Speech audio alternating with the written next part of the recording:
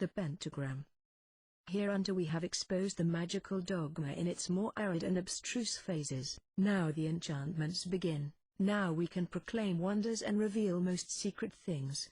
The pentagram signifies the domination of the mind over the elements, and the demons of air, the spirits of fire, the phantoms of water and ghosts of earth are unchained by this sign. Equipped therewith, and suitably disposed, you may behold the infinite through the medium of that faculty which is like the soul's eye, and you will be ministered unto by legions of angels and hosts of fiends. But here, in the first place, let us establish certain principles. There is no invisible world, there are, however, many degrees of perfection in organs. The body is the coarse and, as it were, the perishable cortex of the soul. The soul can perceive of itself, and independently of the mediation of physical organs, by means of its sensibility and its diaphane, the things, both spiritual and corporeal, which are existent in the universe. Spiritual and corporeal are simply terms which express the degrees of tenuity or density in substance. What is called the imagination within us is only the soul's inherent faculty of assimilating the images and reflections contained in the living light, being the great magnetic agent. Such images and reflections are revelations when science intervenes to reveal us their body or light. The man of genius differs from the dreamer and the fool in this only, that his creations are analogous to truth, while those of the fool and the dreamer are lost reflections and buried images. Hence, for the wise man, to imagine is to see, as, for the magician, to speak is to create. It follows that, by means of the imagination, demons and spirits can be beheld really and in truth, but the imagination of the adept is diaphanous, whilst that of the crowd is opaque. The light of truth traverses the one as ordinary light passes through clear glass, and is refracted by the other, as when ordinary light impinges upon a vitreous block, full of scoriae and foreign matter. That which most contributes to the errors of the vulgar is the reflection of depraved imaginations one in the other. But in virtue of positive science, the seer knows that what he imagines is true, and the event invariably confirms his vision. We shall state in the ritual after what manner this lucidity can be acquired. It is by means of this light that static visionaries place themselves in communication with all worlds, as so frequently occurred to Swedenborg, who notwithstanding was imperfectly lucid, seeing that he did not distinguish reflections from rays, and often intermingled chimerical fancies with his most admirable dreams. We say dreams, because dream is the consequence of a natural and periodical ecstasy which we term sleep. To be in ecstasy is to sleep. Magnetic somnambulism is a production and direction of ecstasy. The errors which occur therein are occasioned by reflections from the diaphane of waking persons, and, above all, of the magnetizer. Dream is vision produced by the refraction of a ray of truth. Chimerical fantasy is hallucination occasioned by a reflection.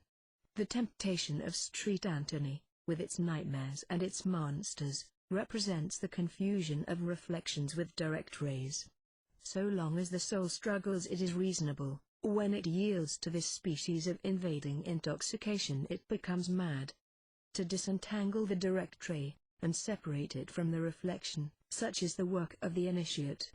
Here let us state distinctly that this work is being performed continually in the world by some of the flower of mankind, that there is hence a permanent revelation by intuition, and that there is no insuperable barrier which separates souls, because there are no sudden interruptions and no high walls in nature by which minds can be divided from one another. All is transition and blending, wherefore, assuming the perfectibility, if not infinite at least indefinite, of human faculties, it will be understood that every person can attain to see all, and therefore to know all. There is no void in nature, all is peopled. There is no true death in nature, all is alive. Seest thou that star? Asked Napoleon of Cardinal Fesch. No, sire. I see it, said the emperor, and he most certainly did.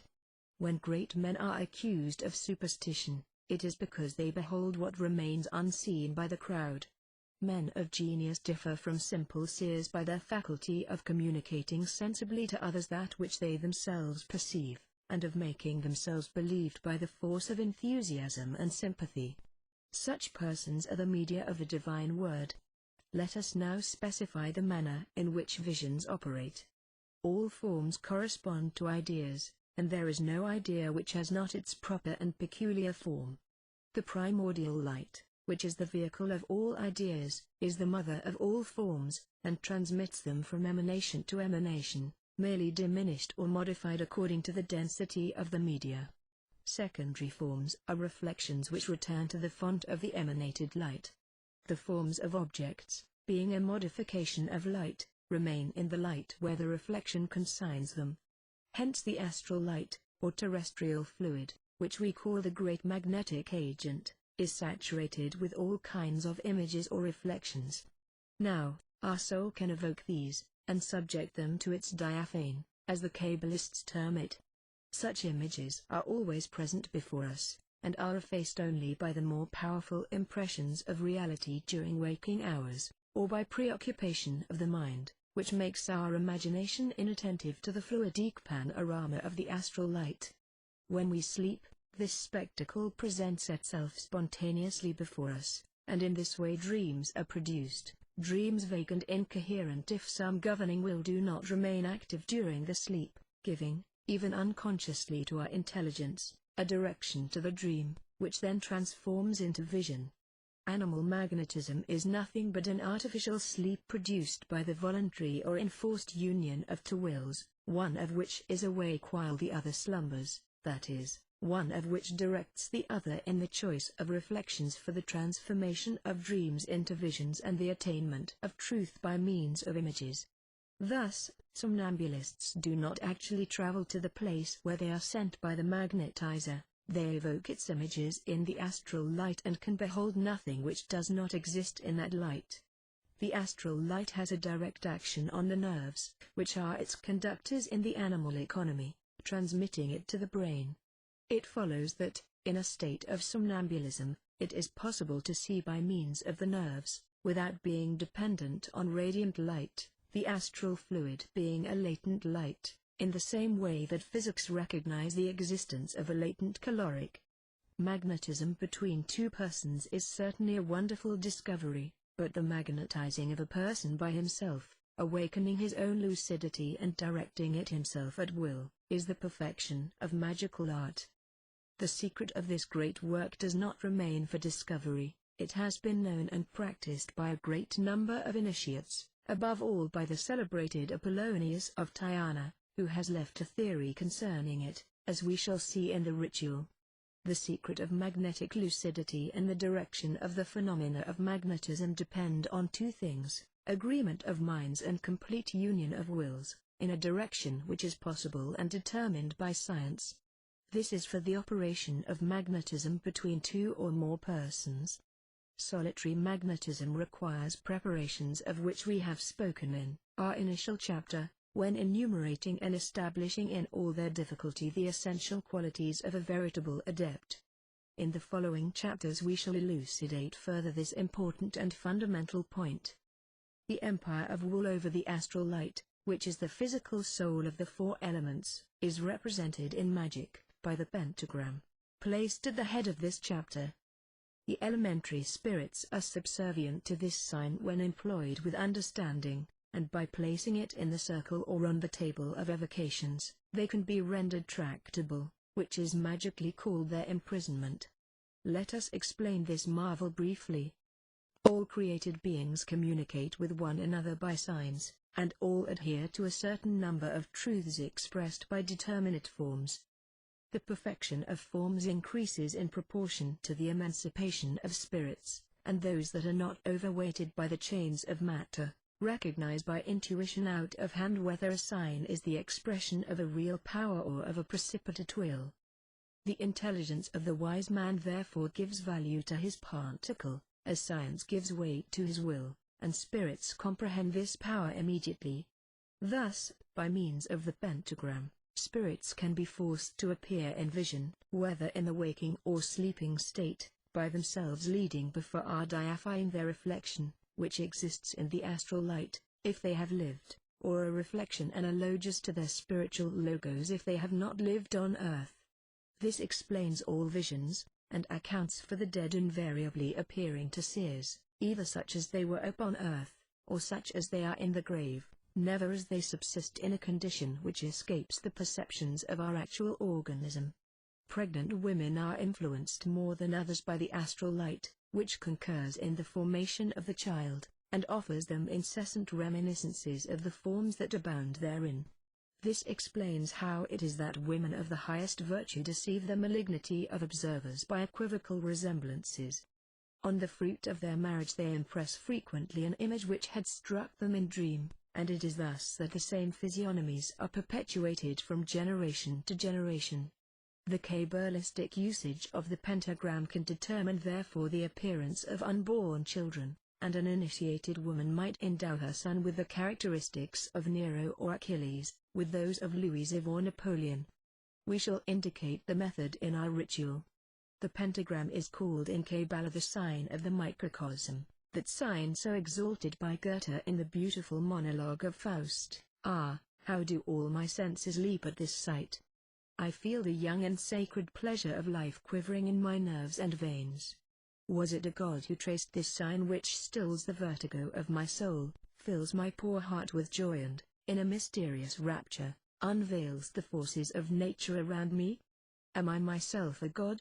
All is so clear to me, I behold in these simple lines the revelation of active nature to my soul. I realize for the first time the truth of the wise man's words, the world of spirits is not closed.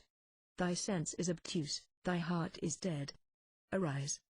Bathe, O adept of science, thy breast, still enveloped by an earthly veil, in the splendors of the dawning day. Faust, Part I. S.C. I. On 24 July in the year 1854, the author of this book, Eliphas Levi, made an experiment of evocation with the pentagram, after due preparation according to all the ceremonies indicated in the 13th chapter of the ritual. The success of this experiment, details of which, as regards its principles, will be found in the corresponding chapter of the present doctrinal part, establishes a new pathological fact, which men of true science will admit without difficulty. The experience, repeated even to a third time, gave results truly extraordinary, but positive and unmixed with hallucination. We invite skeptics to make a conscientious and intelligent trial on their own part before shrugging their shoulders and smiling. The figure of the pentagram, completed in accordance with science and used by the author in his experiment, is that which is found at the head of this chapter, and it is more perfect than any in the keys of Solomon or in the magical calendars of Tycho Brahe and Ducanto. We must remark, however, that the use of the pentagram is most dangerous for operators who are not in possession of its complete and perfect understanding. The direction of the points of the star is in no sense arbitrary, and may change the entire character of an operation, as we shall explain in the ritual. Paracelsus, that innovator in magic, who surpassed all other initiates in his unadded practical success, affirms that every magical figure and every Kabbalistic sign of the particles which compel spirits, may be reduced to two, which are the synthesis of all the others. These are the sign of the macrocosm or the seal of Solomon, the form of which we have given.